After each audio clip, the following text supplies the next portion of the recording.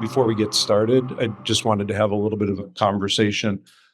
Sebastian has really worked in incredible ways to tie a lot of the community together across the United States, including overseas. And I think it was last year at Q2B Tokyo is when we first met. But like most of the people that you meet in the community, you take notes and then you stay connected and then you also make connections for people. What we're going to talk about today includes his podcast, but also a book that was published last month. And what you're going to hear as we go through the stories, instead of just asking him how was it to write a book, I'm going to ask him to talk about what he learned from the interviews that he's had over the years, but also about the book and why he wrote it. But in summary, we have a book that's come out that's really prepared us to understand how we got here, not just how we got here, why we got here, who was instrumental in getting us here. And the podcast kind of overlaps the last chapter or so, which brings you up to March of this year. And starting a few years ago, these interviews are with people that are making history. It's not people who made history, it's people that are making history. So to have this resource so available, and I think it was because there wasn't a resource, and with your background, we'll learn about tonight, that you were able to, to do this maybe initially for yourself, but ultimately has become a group project. So I don't know if you want to say anything before we get started. Oh, just thanks to Barnes and Thornburg and to you, Bob, for putting so much effort into hosting this. It's very. I didn't imagine anything quite so grand for the 100th episode, so I really appreciate it. Yeah, for sure. So with that, the rest of the night we'll do this for 40 minutes or so, and then we'll open it up to questions. So if there's things that we're talking about or things that we're not talking about that you want to go into, we can spend a few minutes doing that afterward, and then we'll have opportunity for more conversation, drink, and food. So no rush tonight, and really appreciate your patience with doing this. And again, thank you. So I've got some written remarks that I'll start with, and then somehow he'll edit this so that everything sounds perfect. But first of all, good evening, everyone, and welcome. Thank you for joining us for a special live audience recording of the 100th episode of the New Quantum Era. This is a milestone not only for the show, but also for the community of scientists, engineers, founders, investors, policymakers, students, and curious listeners who have followed quantum technology as it has moved from a highly specialized research frontier into a field with real engineering, commercial, policy, and societal stakes. Today, we are turning the microphone toward the person who has spent nearly 100 episodes asking the questions. Sebastian Hassinger has built the new quantum era around long-form conversations with the physicists, engineers, builders, and thinkers working at the edge of quantum computing, networking, sensing, algorithms, and theory.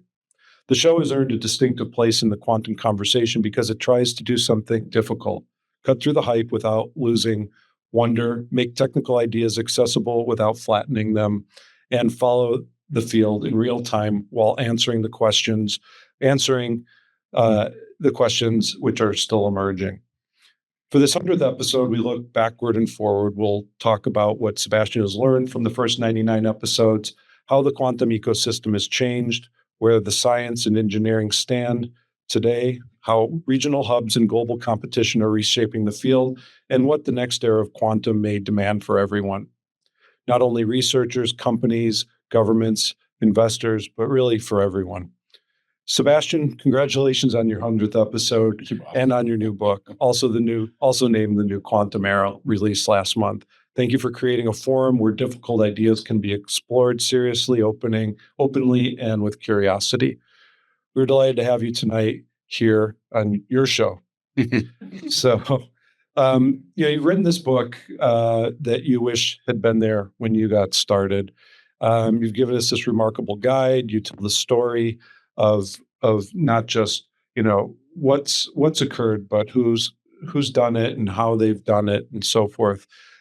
Is a is remarkable that you've brought us to the present moment, but your podcast has been, now in the works and developing this story for several years. And there's plenty of places to start. And I think we want to jump in. Perhaps what I think might be one of your most favorite places in history, and it's an island, and it's a time about 100 years ago, and it's Hegelland. So maybe you can just start there. Yeah, that's a great segue, actually. Thank you, Bob. That was a remarkable experience. So 100 years ago, 1925, Heisenberg was suffering from allergies. He went to the island of Helgoland in the North Sea off the coast of Germany, which was sort of famously a health retreat because there's very few trees. So Heisenberg's just a tourist? No, well, yes. He was trying to get relief from his allergies so that he could work on this very hard problem. He was also a physicist? That Niels Bohr had assigned to him. Yes. So already a physicist and also one suffering from hay fever. Yes. He woke up in the middle of the night and had this insight into solving the problem that Bohr had assigned him through matrix multiplication. Yeah.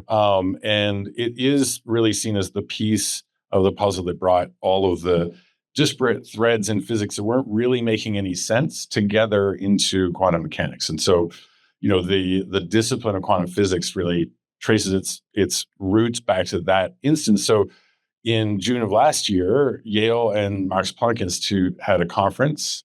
And initially, I'd been invited to record podcast episodes there, as I'd done at other conferences. But I realized it was too historic an occasion not to capture. So we raised some money, and my wife and I actually produced a documentary. So we went there and shot for 5 days and got a ton of footage, which we were slowly and painfully working our way through. But it was a really, really amazing experience because there were 4 or 5 Nobel Prize winners there.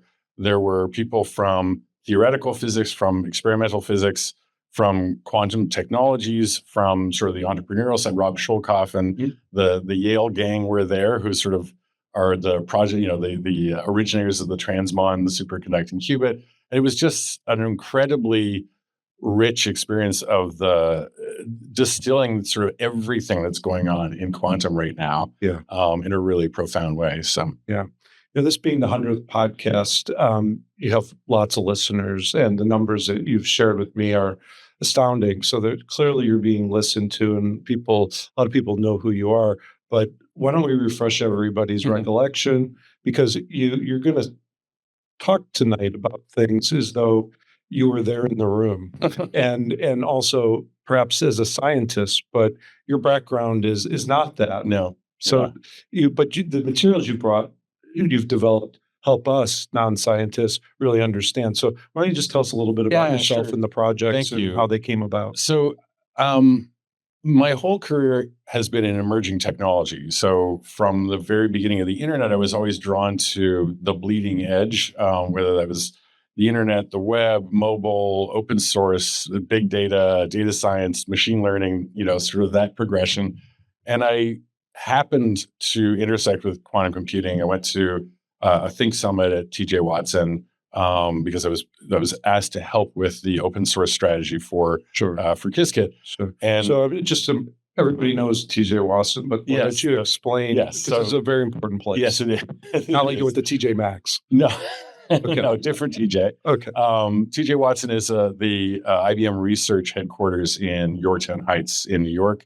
It's a mid-century modern. It's Uranin who's the architect. It's a beautiful piece of work, and it's a very storied institution, and you can feel it. Actually, it's one of the last, if not the last, sort of golden era industrial R&D labs, which actually gave birth to a lot of classical technologies, random access memory, hard drives. A lot of things were invented. So were you at Apple or IBM? I was at IBM. Yeah. So you get to go to this historic place. It's at the sort of the beginning of your journey, and some light bulbs start to go off at that time. I mean, the thing that we're talking roughly this is 2017. They were the occasion was to talk about the launch of the 53 qubit machine that was coming out in the following year. And that in itself was a milestone. Why? It was. Well, because before that, I think they had a 20 qubit machine, But superconducting qubits, and for that matter, trapped ion qubits, the systems had been kind of stuck in the 5 to 10 range. So this was a big jump forward. And there was this sense of some kind of hurdle what had been passed, and that maybe there was a future with fault tolerant quantum computing at scale. And what would that mean? And, Eddie Farhai was on stage, who was the originator of one of the QAOA, one of the variational algorithms. I think Alan Asper-Guzik was there. Certainly, Joshua was there. All of these famous names. And I could tell they were famous. I didn't know who they were at the time, but they were talking about all these foundational things. And it was just this laid bare kind of curiosity-driven foundational research into physics, into how the universe works, applied to something that I recognize as the very earliest stages of an emerging technology. Yeah. And I was done, basically. There was no way I was done or just beginning. That's done in my search for the next thing. This is going to be the emerging technology that I focus on for the rest of my life. We are going to jump into the podcast in just a minute and bring it here to Chicago, where you've interviewed several key figures, one of whom is with us tonight.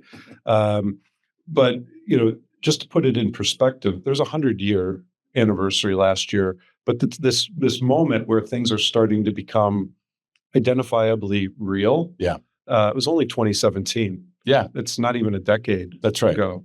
And a lot occurred, and it plays out in the book. It almost becomes a battle, a little bit of, and I don't want to say quantum supremacy, because that seems like a dirty word, but companies competing to be recognized as at the forefront of this. And IBM, had in those who helped IBM along the way are explained in your book as like amazing individuals that have come together to try to create something new. But this 2017, 2018, 2019 period is where it started to come together for you. Yeah. I mean, well, it was my introduction, but also the industry, I think, hit an inflection point. The major modalities had all been defined around the 2000s. Yeah. And then there was this really like a rut in terms of scaling in the 5 to 10 qubit range. Yeah. And there was a certain amount of despair, I think. Yeah. Let's focus on that. So there's a little bit of ping pong going on between IBM and Google, for example. Just walk us through that in 2 seconds. So there's there's a bunch of different races. And actually, if anything, the landscape is fragmenting more in terms of there's now 100 hardware companies. But at that point, there were sort of the earliest hardware companies, D-Wave, IBM, Google was investing. IonQ and Rigetti essentially were that was what the crowd was. And it really was, I think there was a sense that whoever could pass that threshold of like, well, this is definitely a quantum computer that you can only do this one. This is provably an advantage of any type. There would be some kind of brass ring or prize at that point. Yeah. But in fact, of course, because markets are much more complex than that, all it did was attract more attention and more investment and more creativity and innovation. Because now there's 100 hardware vendors, and there's now cross-pollination of techniques and approaches to things like error correction from neutral atom qubits that are being applied in superconducting qubits. So there's this very rich kind of interaction going on at the foundational level. Yeah. I often make the parallel with classical computing, because we think about emerging technology as this incremental sort of rolling wave of innovation after innovation after innovation. Sure. But this isn't, the BlackBerry to the iPhone kind of, we've reset the clock to the late 40s, and we're somewhere before the invention of the transistor, actually. I mean, we've got a bunch of different versions of transistors, and we're not sure what the final sort of design is that's actually going to hit that scalability and commercial. Yeah. And I think as you end in the book, even in the podcast will continue, there is no end. There's iterations and development and so forth.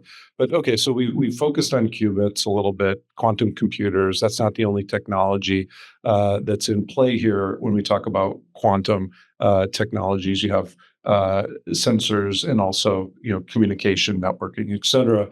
And so maybe this is a good place to kind of we've focused on the science and qubits, but let's go to much more of a macro level, because Yeah. I think people have gotten a sense that quantum is going to affect their life in some way, and in some cases, it's even their neighborhood. And if I kind of draw us into, and I'll start with episode 82, and if you can explain the individuals that I mentioned, their background, perhaps even anything about how that conversation came about. But let's begin with Harley Johnson here in Chicago. So Harley Johnson, who's the CEO of the Illinois Quantum and Microelectronics Park, the IQMP, makes quantum scale up feel very concrete, not just better qubits or better algorithms, but 120 acres. Now we're talking about real estate. A former steel mill. There's discussion about anchor tenants, names that we've mentioned already, and many others. Public-private governance, workforce planning, and neighborhoods asking how their grandchildren might get quantum jobs. Yeah. So did that, meaning the interview, those interactions I know that continue with Harley, how do you think about what it means for quantum computing to move from science into industry, and for things like this to be happening and conversations like this to be happening? Yeah. No, I mean, one of the first jobs that I had, a responsibility I had when I joined IBM Quantum formally in 2018, was to get IBM to join the Chicago Quantum Institute. So I didn't meet Harley in that way, but I did meet Kate and David Oshlam and other key figures in that organization, that sort of movement. I did meet Harley later when we were doing a partnership with UIUC. But yeah, I mean, So his journey started in the early 90s, as far as I know. Yes. And he's earned the role of CEO of IQMP. Absolutely. And he's. But maybe just focus on, what did you learn from that? Yeah, well, one of the things is that he's an example of what it's going to take to create these bridges between deep scientific disciplines and engineering and technology and economic development, which is the practices that are required to build things in the real world. Yeah. The physics community is very good at building abstract and experimental things, and not so much at production things, because that's not their job, right? Yeah. But we need to be able to tap into these very esoteric advances in techniques and learnings, and translate them into economic realities. And I think IQMP is, I say it all the time, I think it's the world leading example of building an ecosystem for quantum technologies. Yeah. And a lot of that has to do with how early the community here was forming Chicago Quantum Exchange, and using the phrase sort of skating to where the puck was going to go. But it's back to my point about that era in around 2018, 2019, there was this sense of like rush to a finish line, but in fact, it was a rush to the starting line for starting to make things real. Yeah. I think, we'll talk about quantum hubs need both patience and urgency. Yeah. I'll talk about urgency some more in a moment. But in episode 79, you interviewed Martin LaForest. Tell us about Martin and Quebec, and maybe compare, contrast that with IQMP, but they both have similar. Yeah. So Quebec has been very forward-looking as well. And University of Sherbrooke is sort of the anchor academic institution there. And there's some really great, Canada has a lot of really great talent, but Quebec had the sort of public sector initiative and investment required to actually turn it into a tangible hub. So District is spelled with a Q, of course, is sort of their full life cycle incubation. They leveraged, they had some serendipitous investment in the 70s in Bromont in a semiconductor fab, which they were able to leverage. So they had some physical plant that they could adapt, which I think helped them a lot. And they also had a very healthy sort of attitude towards attracting foreign investments. They have Pascal and I think Quobly is there as well. They have a couple of foreign companies that are doing R&D. And then also the government, when they launched it, it was 90% public sector funding, 10% private. And they said right from the outset, this needs to flip over 10 years to 90% private and 10% public, which I think is a really that's a great sort of benchmark to have for Sure. moving towards making sure you're moving it towards sustainability and real, economic a flywheel effect, essentially. Sure. So 100 years to get to this point. Mhm. In the last decade or so, things have been moving pretty rapidly. We now have these locations around literally the world now. But one, this didn't just happen. So your work is really helping people understand, what's taken place to get us here, and the story, and why story is important. Mm. Perhaps is to also be able to foresee how things will happen in the future. There's fits and starts, but we're on a roll, so to speak. But what's occurred in the past and those challenges that people face are similar to the challenges, different challenges, but people have to work through them the same way they always have. Yeah. So there's this urgency now. People want things, they want to be in quantum, but these two places that we just discussed, and there are many others. Um, there's been a lot. It's work for a long time. Yeah. Okay. Yeah. So maybe we'll just shift gears a little bit, but staying on this sort of macro theme. Alejandro Castillo. All right. So she's visiting with us tonight. Mhm. Episode 75. She's looking at all of this with the understanding of everything we're discussing, but also offers to view it through a different lens. Right. And I mentioned about what role, what jobs are for my grandchildren. Right. What impact is this having on everyone? So so in your conversation with Alejandra, she pushed quantum out of the purely technical frame and into a much broader economic development frame. Yeah. Jobs, suppliers, housing, regional coalitions, national security, and whether communities get to participate in the upside. Yeah. So did that change how you think about what it means to build a quantum ecosystem? Yeah, it did. I mean, certainly I had been thinking sort of along the lines of the supply chain. There's very, very specialized equipment that's required to build these sort of vertically integrated quantum computers. Those come from a variety of suppliers. There's significant innovation and scale up that's required. And those are more like small manufacturing firms rather than, quantum or computing firms, right? They don't have to make a fully integrated computer top to bottom. They need to make components. And that's a much broader impact for a broader swath of society. And that actually, the most interesting thing for me was sort of, it originated sort of a thread that I've been increasingly thinking about, which is this: if you take the focus away from those, the spotlight's been on these vertically integrated products, right? Right. A quantum computer, a quantum network. If you zoom out, really what we're talking about is a whole new set of advanced manufacturing techniques. Mhm. It's the ability to design and manufacture and engineer at the quantum level. Yeah. Classical semiconductors are at the limit of what classically can be done. Under 2 nanometers is the size of a feature on a TSMC chip. It's the smallest feature they can engineer. Below 2 nanometers, you're at the quantum scale anyway. So the whole way forward is through quantum engineering, quantum design, quantum manufacturing. And from that perspective, the lens is actually, it's a reindustrialization in the United States, potentially. Yeah. Depending on how much investment we can actually marshal. Yeah. So a lot of people involved.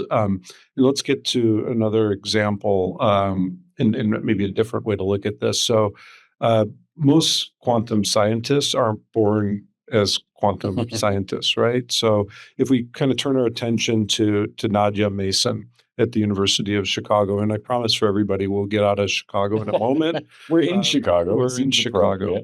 But episode 77. So, her path clearly, gives us the understanding that you don't arrive fully formed as a quantum person. Right. So maybe, she challenges two common assumptions, or her story does. First, that the field is only for people who were quote unquote math people from the beginning. And second, that quantum progress is mainly about isolated technical breakthroughs. So what did Nadia's story teach you about the human and institutional side of building the next quantum era? Yeah. Nadia's great. She's the dean of the Pritzker School of Molecular Engineering, and was an elite gymnast in a former life, and considers herself sort of weak at math as well. So, but I mean, there's a few things. One is, as you say, there's room for all sorts of different paths into. I usually start my interviews by asking people, how did you get to where you are right now? Because even people who came up through, just a more traditional academic pathway often took some kind of circuitous route, or there was some kind of serendipity, or they were on one path and then they decided to change. So there isn't really as new as quantum is, there's certainly no defined career paths. Yeah. So it takes a lot of creativity to sort of, find a way in, but there's almost any number of ways in. So there is one for anybody who's interested enough, right? If you're motivated by curiosity and wanting to make a difference. And then the other thing was, I really love Nadia's model of leadership as service, essentially. She sees it as not, again, sort of She said nobody works for the dean. Yeah. So, but what did she mean by that? Well, that it's really about making opportunities, and making sure that everyone who is drawn to the topic, who's drawn by curiosity, finds a way to connect and to contribute what they uniquely have to contribute, right? I mean, we're at this super early stage. It's somewhat trite to say we don't know what we don't know, but that's literally true, right? I mean, for all of the imagining of use cases or the problem solving and engineering that we're applying to particularly in fault tolerance or error correction, or the moves into public markets, market listings, there's really no certainty about where we are or where we're going at all. Yeah. I always use this example. So at the risk of repeating myself, because I think I've said it maybe 4 or 5 times on the podcast in the past, but the Monte Carlo algorithm was developed by Stan Ulam, who was working at the Princeton Institute for Advanced Studies under von Neumann, who had built a system which it was built for physics calculations. And he didn't go to an island with hay fever. No, it had nothing to do with quantum. Well, actually, it did sort of have something to do with quantum, because he devised it as a way to get neutron diffusion calculations out of this very limited machine at a larger scale than you could actually do by sampling, right? But doing the Monte Carlo thing. It wasn't until 30 years later that somebody looked at a financial portfolio and thought, I wonder if I could do something with this Monte Carlo algorithm. It was a technique that a scientist created to get something useful out of it. So what did they do? It was an act of creativity. What did they do? I mean, they created all kinds of stuff. Right? The Monte Carlo algorithm is one of the most powerful tools in financial analysis ever. Right? It's portfolio analysis and optimization. Mm-hmm. When you say that, you mean Monte Carlo simulation. Yeah. So one of the points you're making is the utility of something could be. He was playing solitaire. Yeah. And the act of playing solitaire created the idea of a sampling technique on this very limited machine that would get him better physics calculations that he could do directly on the machine. And then, I would say a lack of creativity in the general community. I mean, made it take so long so if you had more creative minds looking at what he was doing at the time, that might have been a few years instead of decades. Right? So you need a lot of orthogonal thinking, outside the box thinking, creative minds. And that's back to Nadia. I think she creates an environment where there's kind of there's an idea that everybody can contribute. It's just a matter of finding your particular way in. Yes. And in those moments, or those epiphanies happen on an island with hay fever. They have unexpected ways. In the most unexpected ways. Yeah. So I'd like you to pick up anywhere you like around John Martinez. So he's in your book for reasons, and maybe you can explain how he fits into all of this and continues to, but you have episodes 48, 67, and 71. You spent time with him. Beyond him, just the two of you finding good company.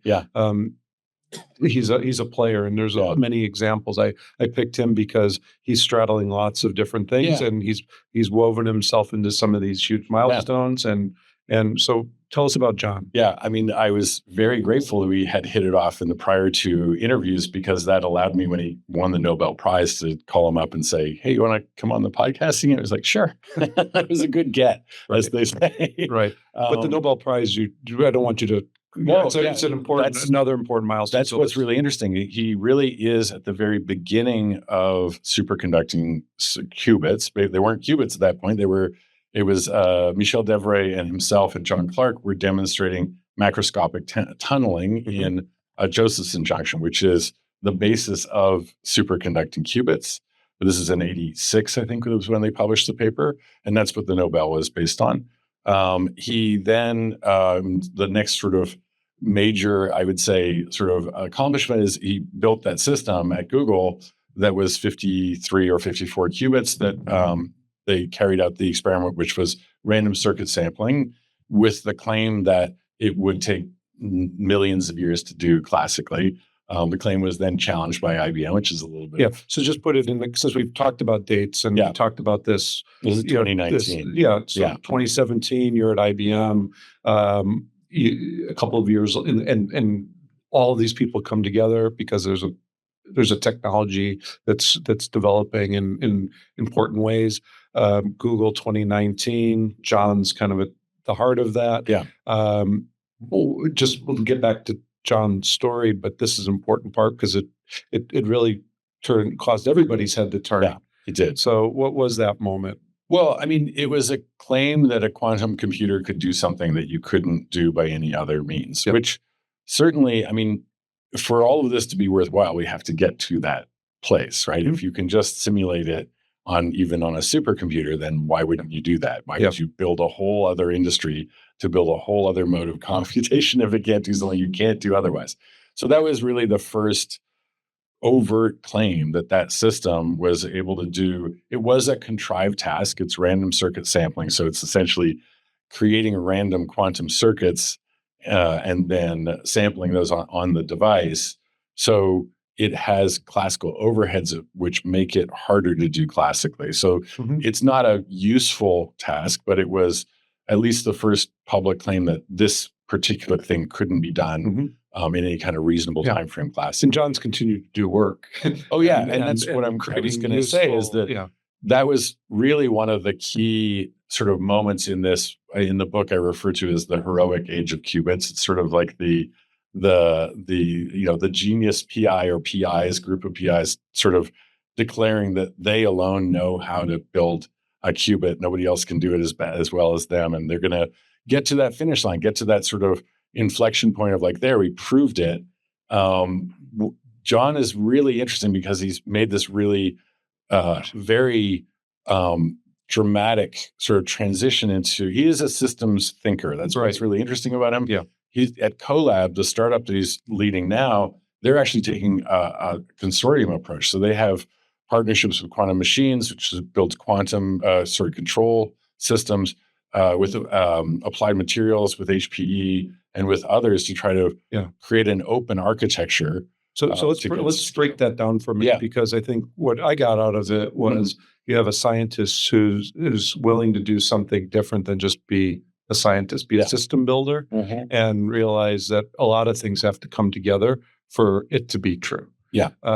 So that way of thinking, and perhaps John and the things that he's focusing on could also be a lesson to people in the space to collaborate and look at this as something more than just that perfect qubit. To get that perfect qubit to work, you need everything else to come together. Yeah.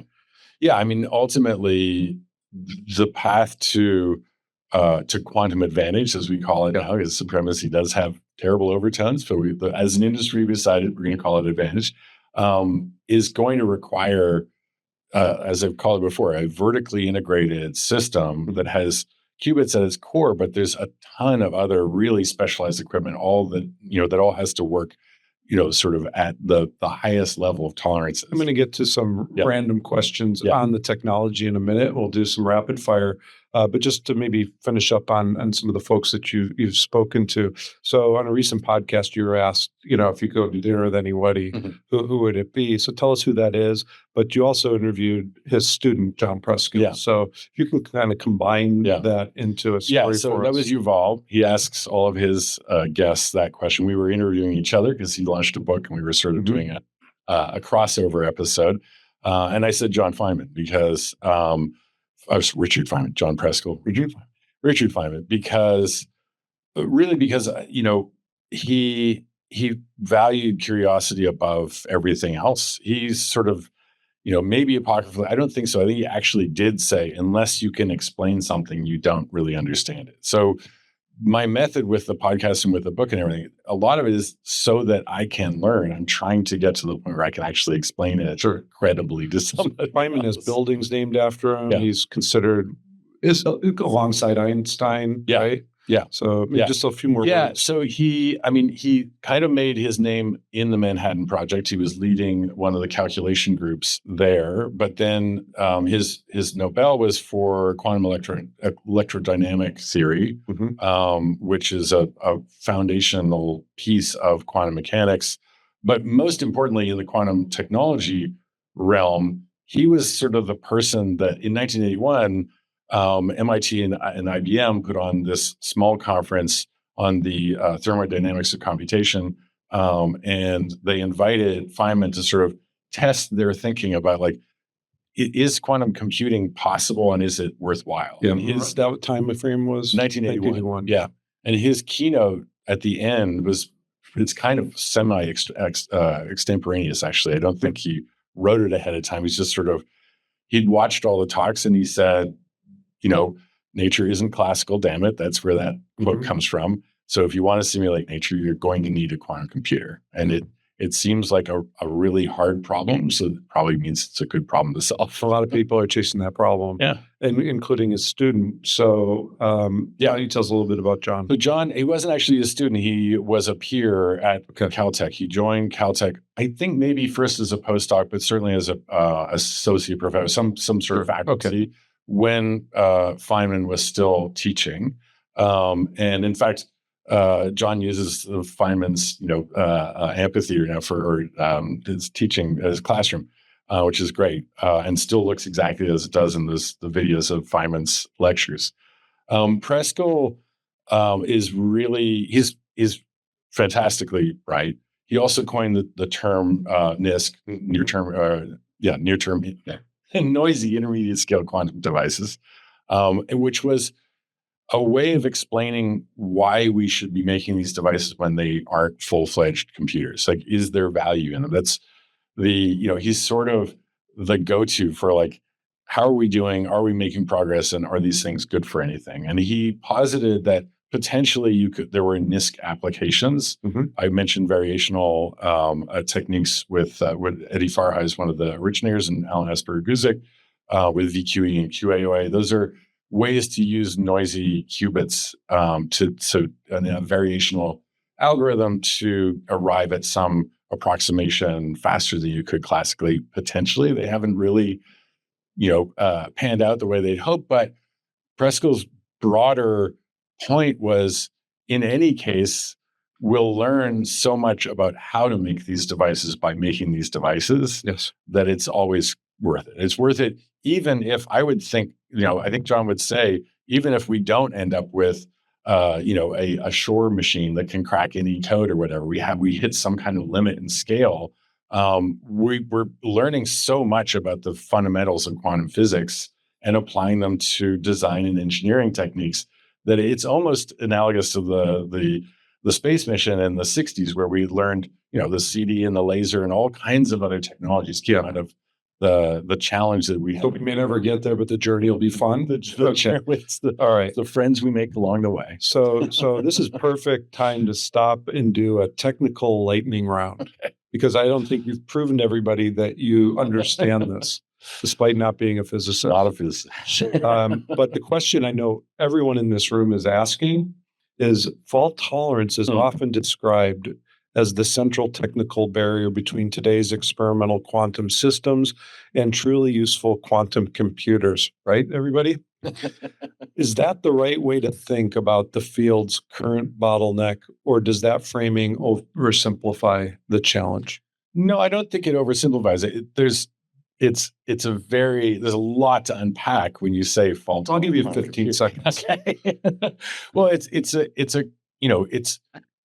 it's better quality qubits. So it's better engineering and design and innovations in design and engineering. Yeah. And it's also approaches to error correction and it's also approaches to system design. So there's probably 100 different really tough challenges embedded in the phrase fault. So there's not going to be one person in a lab that figures this out on their own, or is there one tool that you're going to bring to the room? No, fault tolerance is an emergent quality, right? So it could be, I mean, if you're dealing with neutral atoms or trapped ions, you have inherently higher quality qubits. They're not as noisy. So you don't need as many of them and as much redundancy to get to error correction and fault tolerance. If you're talking about superconducting, you have a whole different set of attributes. So it's engineering the whole system to have the emergent property of fault tolerance. So what you're talking about, Sebastian, you laid out very nicely in the book with charts and so forth. So there's lots of modalities. We get confused on which is which and what they're doing and which company's doing what. But you've laid that out nicely in a chart. But as you're suggesting, some of them are going to be, really good at this, and we'll have a little bit of trouble with that. Right. Ultimately, we don't talk about it in terms of winners and losers. There may be modalities that are better suited for certain things. We just don't know yet. Yeah. But as you were suggesting a few minutes ago, it's worth walking through the door, and we're going to learn. But fault tolerance is an issue. Yeah. And its solve is a little bit complex, as you're suggesting. But you were talking about the whole inferring a whole stack too. Yeah. And so I'm going to mention some of the things that, in integrated systems, there's qubits, controlled electronics, cryogenics, lasers, packaging, calibration, readout, software decoding, and so forth. Readout, let's start there. So all this stuff is happening. Yeah. You have to be able to. Yeah. I mean, that's, in a way, we're on, if you look at all the roadmaps of the hardware vendors, we're in this early era of logical qubits, right? And logical qubits are just aggregations of physical qubits that are acting in a coordinated manner to have some level of error correction, which is a building block of fault tolerance, right? But the thing that's kind of hidden in that is that in order to get error correction that really works, you need to have a very, very tightly engineered classical quantum loop, because you actually need to do what they call mid-circuit measurements. And so in the middle of the computation, you need to read out some of the qubits. So now you have a classical measurement. Right. And then you have to do what they call syndrome detection, which is detecting whether there are errors that have emerged in the system. And then you have to correct those errors and feed forward into the the continuing class or quantum computation.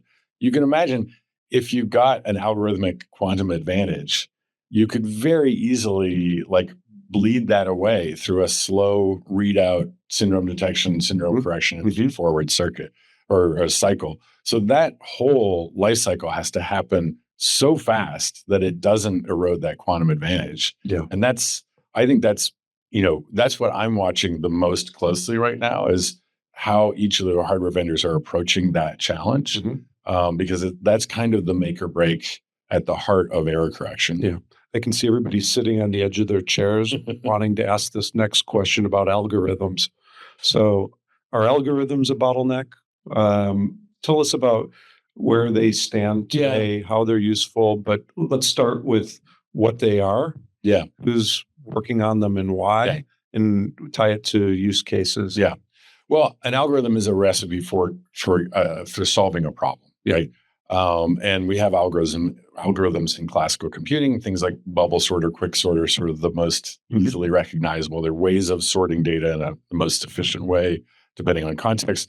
In quantum, we have a very small set of algorithms that we know of, Shor's being sort of the most famous, which factors a large number to its primes, which happens to be the reverse of how we secure data with modern cryptography systems. And there aren't a whole lot of others, right? There's Grover's and HHL and a couple of others, but I'm not concerned about that. And I actually used my example for why before, which is the Monte Carlo algorithm. That's an algorithm that was developed for a very particular use case that no one would have thought that had commercial value at the time. No one would have created the Monte Carlo simulation or algorithm before that computer existed. So when I say, one of the reasons I say we don't know is we don't have, when we get machines that you can't simulate classically anymore, The physical scientists are going to start using those and developing techniques to use them to solve problems that they can't solve in other ways.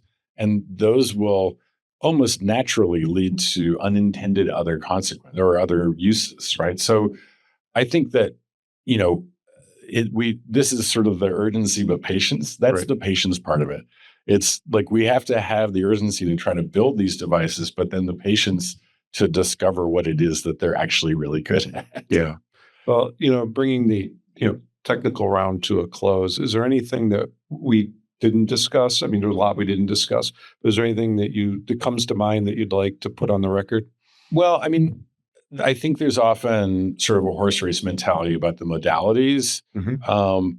I think that there's going to be a lot of money. It's not like I don't foresee the kind of collapse that we saw in classical once, there were vacuum tubes and there was exotic ways to make transistors and a bunch of different approaches. And then the monolithic solution came along and you'd print an integrated circuit.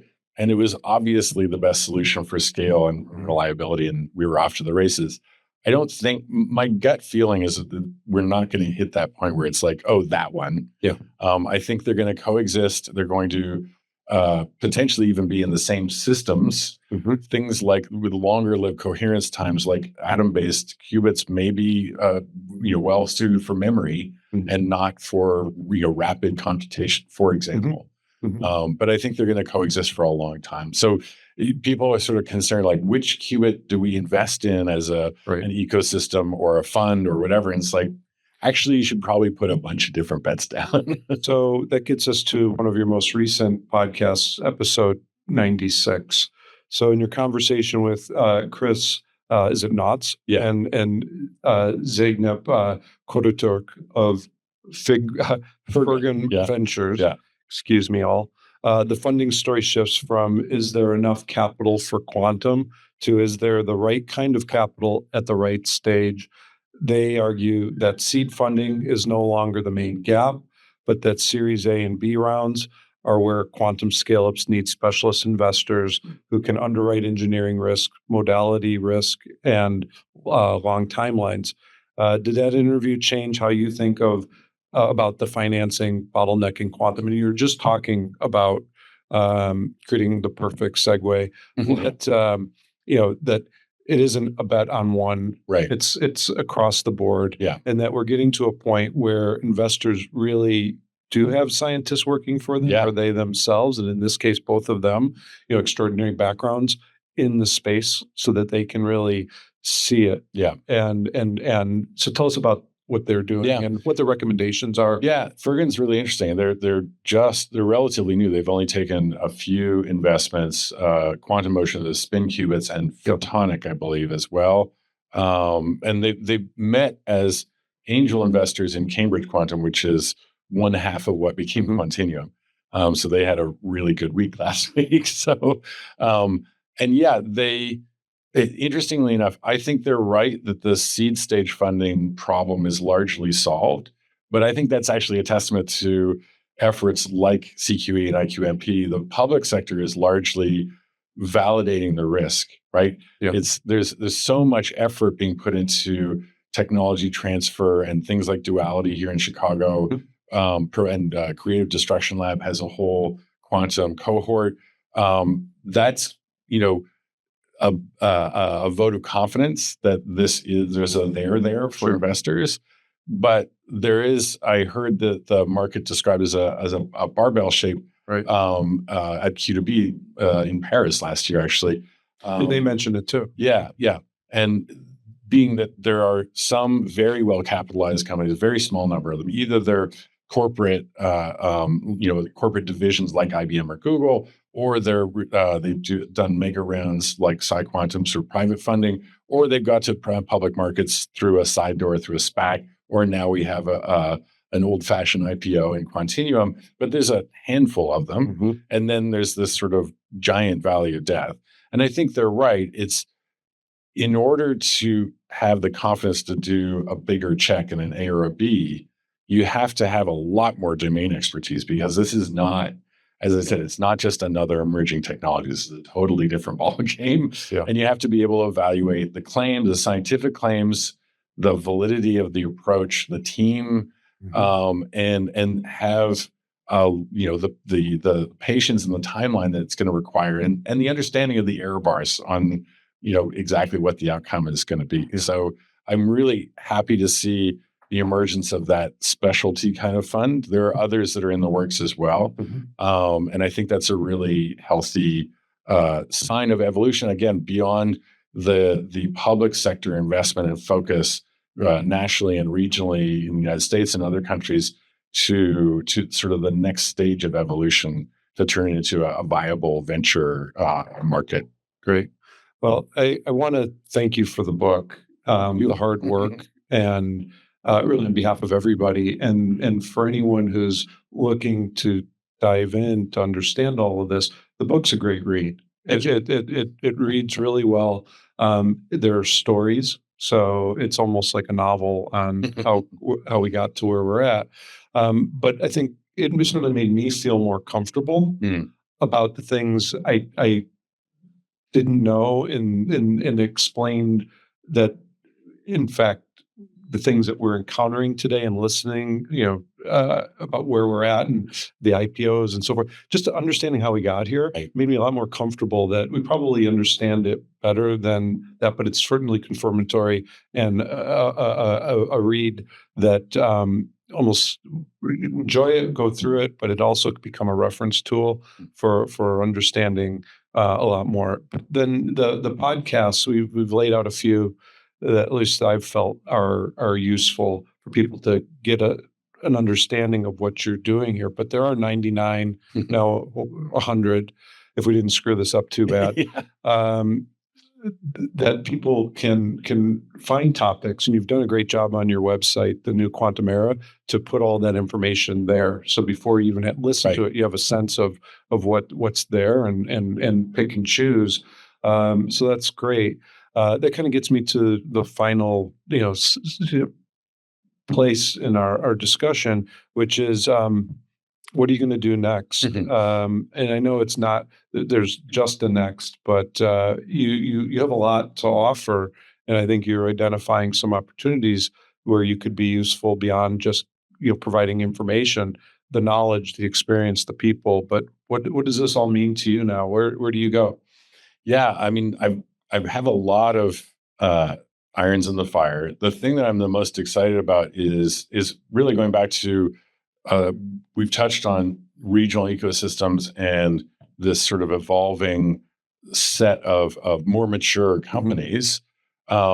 There's a demand for quantum hardware R&D space, which IQMP is and other regions are doing a good job of starting to fill. But ultimately, that needs to lead to, as I said with Quebec, it needs to lead to a self-sustaining private market, right, or private capital infused market. So, what I've started with some partners. We help the entity Build Quantum Partners is to try to engage with the ecosystems and with the sources of demand, the tenant pool, and find ways that we can sort of take the friction out of that, out of the whole set of challenges, right? So if could be a European or an Asian company that needs entry into the U.S. market, that's a whole complicated set of challenges in and of itself. So we're trying to set up a way to help them do that, and among including choosing where they're going to home their R&D efforts. It could be Illinois, it could be multiple sites, right? Depending on what they're actually trying to build. And then from the public sector side, be a partner in managing that influx of demand, finding the right fit, potentially building facilities for an anchor tenant. Ultimately, the goal is to get to the point where when there is enough of a sustainable market, we think that the biotech hub model is really, there needs to be a quantum version of that, where there's R&D facilities with a larger anchor tenant and some amount of footprint that's reserved for the earlier stage, more risky, exploratory kind of venture-backed or seed-backed startups. So that's what we're experimenting with. It's going to be there isn't a clear path. It's going to be very experimental. It has to be sort of tailored to each player in that whole space. Needs somewhat of a custom approach, but that's the kind of challenge I like. So yeah, great. Well, we look forward to seeing all of that.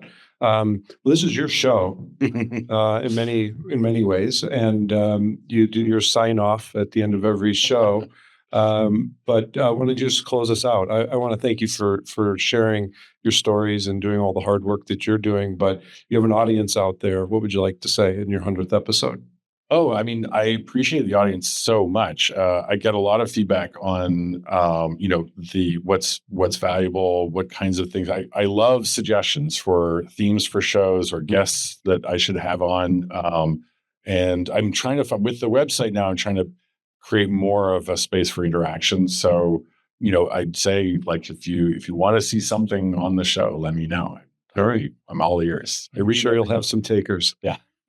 Well, thank you, audience, for joining us tonight, and thank you again, Sebastian, for all of your work. You've really made a dent in this in a good way. I hope so. And thank you very much. let's keep knocking it around, and I'm sure we'll get to that perfect qubit at some point. So, I want to give Sebastian a round of applause. Thank you.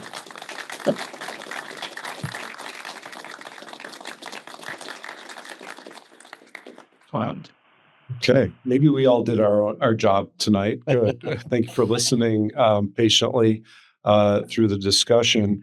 I'd like to open it up to see if anybody has any questions. And while we've been recording this, the idea is your questions won't be live, but I think you might do a summary of the discussion afterward that the audience had, highlighting some of the points of interest and so forth. Exactly. So I'm going to just help with some mics, but does anybody have a question or a comment? Yeah. Here we go. I think, I can project. Okay. Yeah, that's good. All right. Well, my name is Jacques Fuloctet. I'm with JP Morgan Private Bank. Wanted to thank you and Bob and the whole team for having us today. This was incredibly insightful.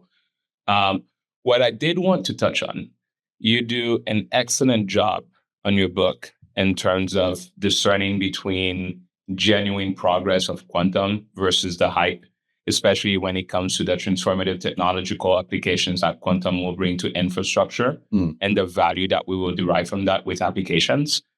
If you think past it, as you think about the next 10 years, what is one signal that you think CEOs, investors, business owners are ignoring that will ultimately distinguish the quantum companies that create lasting values from the ones that disappear? Yeah, tough question. Dana Anderson of Inflection, I interviewed him a couple of years ago, and he said, in the near future, any company that's not operating at the quantum limits for their industry will be competitive. And I was struck at the time by how broad a statement that was. But it's one of the things I sort of have taken on board to understand the breadth of the potential impact here. So, when I talked about, the potential for economic development, I think that we have to be really, for example, if we get to a quantum computer by 2030 that you can't simulate classically anymore, you have to watch what people do with that machine really carefully, because it's not going to be obvious. It's not going to be portfolio optimization or logistics or any kind of optimization, because it's not large enough. It's not even going to be, pharma drug discovery. It may be something in material science that changes the economics of an input into automotive manufacturing, right? I mean, it could be very difficult to see the direct line from the innovation to the impact. And so that's, I think, what we need to do. We had to adopt a very I wrote a blog post a few weeks ago called Beginner's Mind, where I think that's what we have to adopt, is a very open kind of mentality to what is this that we're building and what are we doing with it? What might the impact be? Because it's not going to be, if we wait around for the things that are obvious, like optimization or drug discovery or whatever, it's going to be, the innovations that happen along the way are going to be adopted by your competitors, and you're not going to be competitive. So it's a very creative problem to solve. Unfortunately, I'm sorry I don't have an answer. Really, No one does. no, I know. Anybody who says they do is in that hype category. Hi, Alejandro. Hi there. Thank you for incorporating economic development into the narrative. I'm fascinated by climate and what quantum can do for how we not only look at climate change or climate impact, but also what we do with regards to natural disasters and how people look at that. Has that come across in your many podcasts? Is that a conversation that people are having? There's nothing more challenging than to look at the multitude of factors that come into, climate. Yeah. I will say the National Oceanic and Atmospheric Administration, NOAA, that would be such a way to lean in. Yeah. How we're looking at climate and climate disaster. I mean, it's challenging because this is a good example of sort of the obvious direct line and the non-obvious sort of oblique line for innovation. So the work that I've seen around climate is really, it's the class of optimization problems, right? Because if you look at numerical weather prediction, which, by the way, was also pioneered at Princeton at the Institute for Advanced Studies with von Neumann. It's amazing how many things started at that little tiny place and slice of time. It's a number crunching challenge, right? And it's a combinatorial challenge. And it's likely, it's not a sure thing, but it's possible that quantum computing is going to help with that type of problem. But it's a way down the road because those are very large. The whole problem set that distinguishes what quantum is going to be useful for first is very small data with very high dimensionality, which is not how climate behaves, right? However, I do think there's a lot of, I sort of drew an example at the top of my head of like an input into an automotive manufacturer. Potentially there's all kinds of material innovations that might help with, like the research in battery technology, for example. There's a theoretical quantum battery it emits more energy than you've put into it. Like, it's bizarre, right? I mean, it doesn't quite, but that's what it seems like on paper. But it's these sort of really innovative potential material approaches that I think those are most likely the first impacts. And again, it takes orthogonal thinking and very creative applicational thinking, because it's not just tackling, whatever aid distribution as a combinatorial optimization problem, which you will need a larger quantum computer than we're going to have in the near future. Any other questions? Yes. Again, thank you for this. This has been great. I'm sort of curious. We talked about bottlenecks a little bit. You're talking about the sort of way ancillary things will spin off before the direct lines. I'm thinking about it from a workforce perspective. And CQE has done a great job forefronting workforce and saying, really, we just want you to care about math.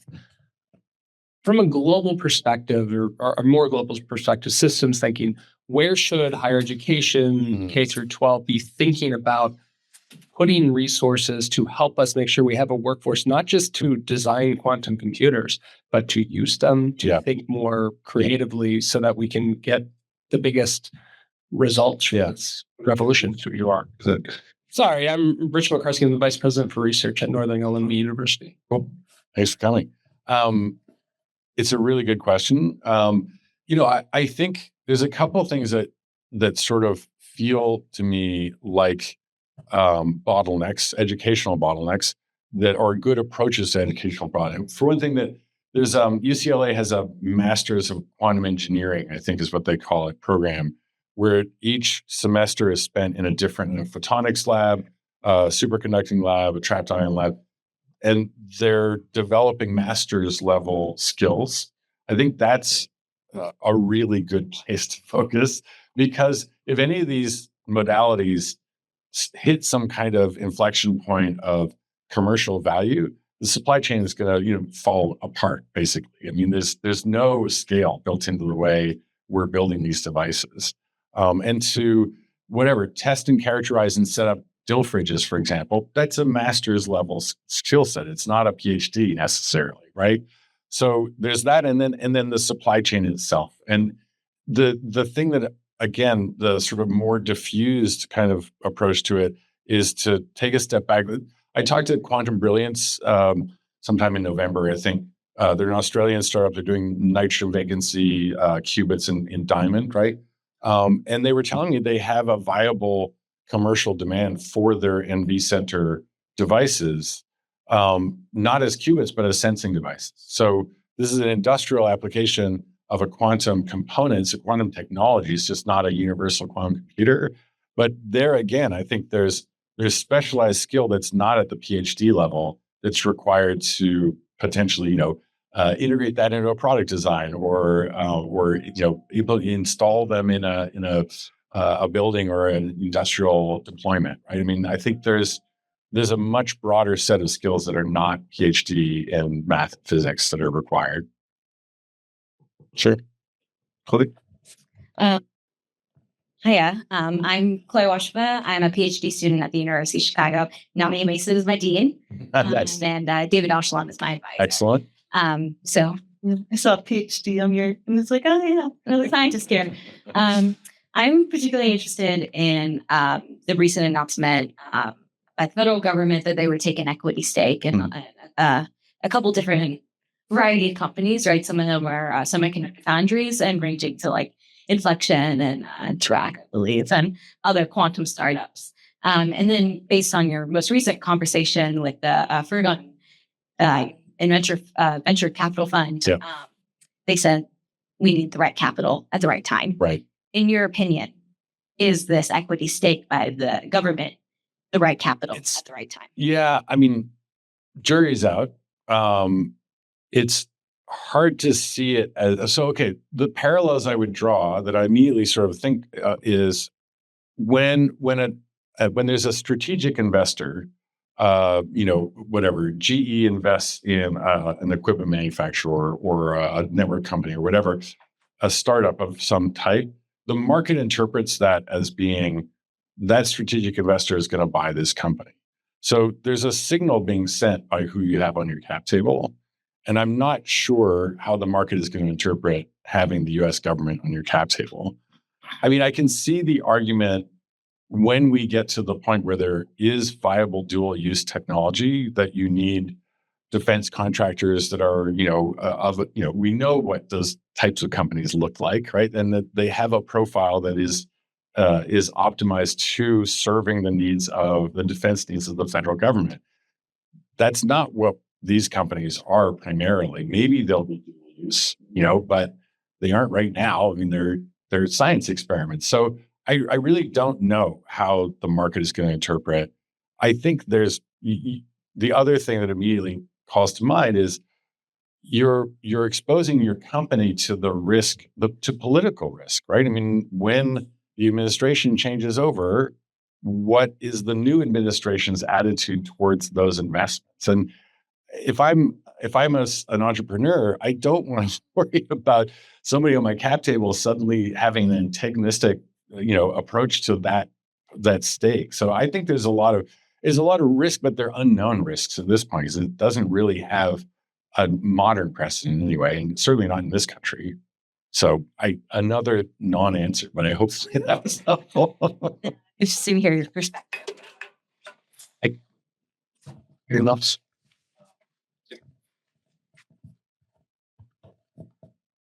Thanks for a great talk about the quantum ecosystem. What do you think, in terms of your knowledge so far, is going to be the best candidate for a full-time quantum computer? Would that?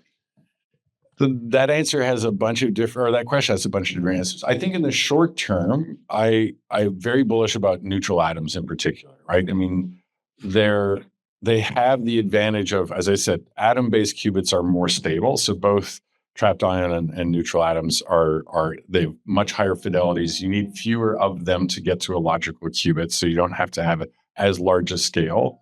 I interviewed Vladan Vuletic after they had done the 48 logical qubit demonstration a couple of years ago. And it struck me that he was describing building a version of a von Neumann machine in the vacuum chamber because they can move the atoms around anywhere they want. So it's fully plastic in its topology, right? Whereas you fabricate a chip and you're stuck with how that chip is laid out. So there's a lot more power in prototyping. They're not nailed down. They don't have to wait through, like IBM is now pivoting entirely their chip architecture to implement QLDPC, and it's now a biplanar chip, and they need a lattice chip as well. So they're actually designing, two entirely new architectures just to try out a new error correction scheme. That's a big bet, and it's a long lead time.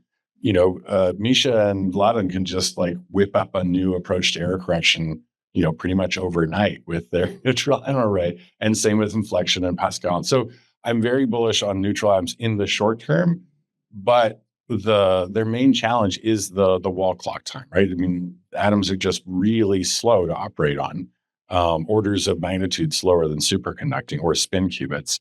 So I go through this at the end of the book. I say, I know everybody wants to know which modality is going to win.